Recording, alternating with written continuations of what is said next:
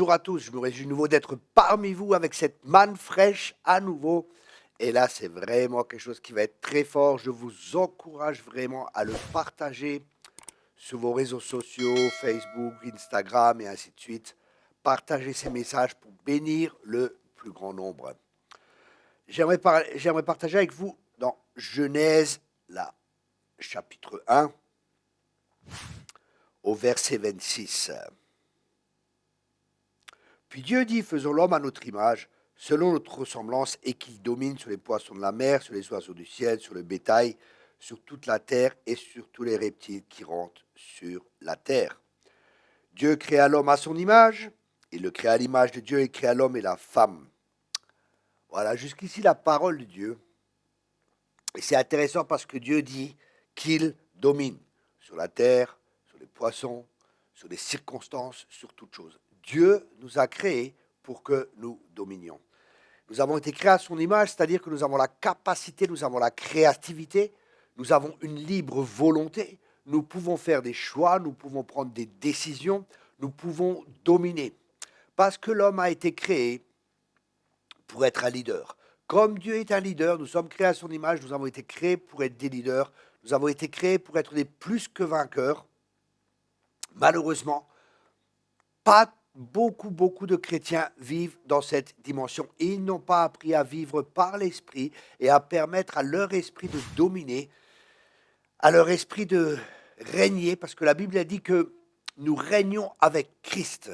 Et si Christ règne dans notre esprit, il peut régner à travers nous, et ainsi on peut manifester Christ, et des fleuves d'eau vive couleront de notre sein et vont influencer notre monde extérieur. Et ça, c'est ce que Dieu désire. Dieu désire qu'on soit des personnes d'influence. Un leader est une personne qui va influencer. C'est un chrétien.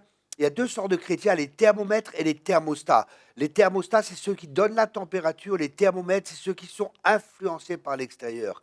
Sommes-nous des influenceurs ou sommes-nous influencés? Ça, c'est vraiment la question qui est importante. Vous savez, quand l'homme ne domine pas, par exemple, quand il a des dettes, quand il est malade, tout ça, et qu'il n'est pas dans une situation où il domine, il peut y avoir la dépression, il peut y avoir plein de problèmes qui viennent. Pourquoi? Parce qu'il n'est pas dans la position que Dieu veut qu'il soit. Dieu veut que tu domines, Dieu veut que tu sois la tête et non la queue. Je répète cela, Dieu veut que tu sois la tête et non la queue.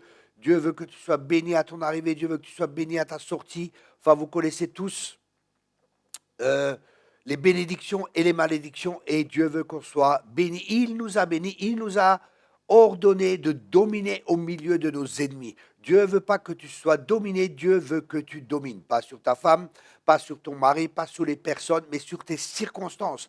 Dieu ne nous appelle pas à être dominés par nos circonstances, mais à ce que nous dominions au milieu de nos circonstances. Vous savez, j'ai lu des témoignages, par exemple, de Von Brandt qui était en prison, ou d'autres chrétiens qui étaient en prison, qui étaient persécutés. Ils ne se laissaient pas influencer, ils se levaient le matin, ils étaient dans la joie, ils étaient heureux, ils ne se laissaient pas influencer par les circonstances. Ils permettaient à Christ de les influencer, à Christ de dominer en eux, et ce Christ régnait et dominait au travers d'eux. Et c'est à quoi nous sommes appelés? Nous sommes appelés à régner, nous sommes appelés à dominer au milieu de nos ennemis, au milieu des circonstances dans lesquelles nous sommes.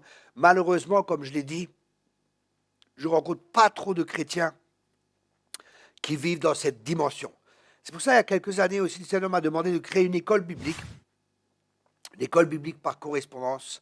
Et cette école biblique, là, vous pouvez faire, par exemple, 1 an, on a vraiment baissé le prix afin que tout le monde puisse en profiter et que tout le monde puisse amener le règne de Christ et que Christ puisse régner dans les circonstances, dans n'importe quelle circonstance dans lesquelles vous êtes. Cette école biblique va vous aider justement à accomplir ce pourquoi vous avez été créé, à rentrer dans votre destinée glorieuse. C'est le but de cette école, c'est que le royaume de Dieu vienne sur la terre comme au ciel, et cela se fera par vous, si vous apprenez, si vous faites cette école, et si vous la mettez en pratique. Parce que la faire sans la mettre en pratique ne sert à rien, ne la prenez surtout pas. Si vous voulez faire cette école, c'est pour que vous soyez changé, c'est pour que vous soyez transformé. Et bien souvent, cette transformation s'opère au niveau de nos pensées. Je vais vous donner un exemple qui m'a fortement parlé. Je lisais un livre, justement, un homme était en Afrique, il était assis avec un papa et il discutait. Et justement, Cette personne disait un jour, il était là en tant que berger et il avait tous ces brebis qui étaient là, tous les moutons qui étaient là. Et il a entendu un bruit, oh, un peu plus loin, alors il s'approche et il voit un jeune lionceau qui est là. Et il dit, bon, je vais enlever mes brebis et mes moutons, si jamais les lions y viennent, ça peut être dangereux. Puis il se met à l'écart et il observe. Et la nuit venue, toujours personne. Il a dit, ah, je vais prendre ce lionceau. Alors il a pris ce lionceau, il a dit, les parents, ils ont dû le perdre ou l'abandonner ou qu'est-ce que j'en sais. Il a pris ce lionceau et il l'a élevé avec les brebis et les moutons. Et c'est intéressant parce que ce lionceau, en grandissant, il se comportait comme les brebis et comme les moutons. Exactement de la même manière. Il s'adaptait aux autres. Puis un jour, ils arrivent et ils vont prendre de l'eau, ils vont boire au bord de l'eau. Et là, ce coup, il y a un rugissement qui est là. Waouh! Et tout le monde prend peur, tout le monde fuit. Et ce jeune lionceau, comme les autres brebis, il fuit avec. Waouh! Et là, le berger, il regarde et il voit que le lion avait attrapé une brebis qu'il avait mangée. Ils avaient un peu de crainte, un peu de peur. Et une autre fois, il retourne de nouveau à cette eau. Et là, ce lion qui avait grandi entre-temps, il va pour boire et il a peur. Et tous les brebis se demandent, mais pourquoi il a peur? En fin de compte, il voyait sa propre image dans l'eau. Il voyait qui il était réellement.